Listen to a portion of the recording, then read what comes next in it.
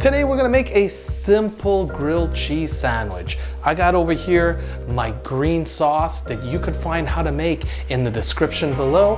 I got some provolone cheese and some Parmesan cheese. Let's get to assembly. So let's start off with the provolone cheese. Then I'm gonna take some of this green sauce, put it over like this, and I'm being generous. And then I'm gonna take some Parmesan, grate it over like that. Now all we gotta do is put the top on, place your grilled cheese in the middle of the cast iron pan, and you flip it over like that. Then you just give it a thin layer of mayo, go under, and you flip it.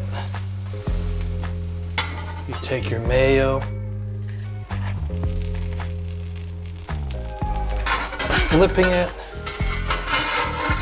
Look at that cheese smell. Please subscribe to this channel and check out these other great videos.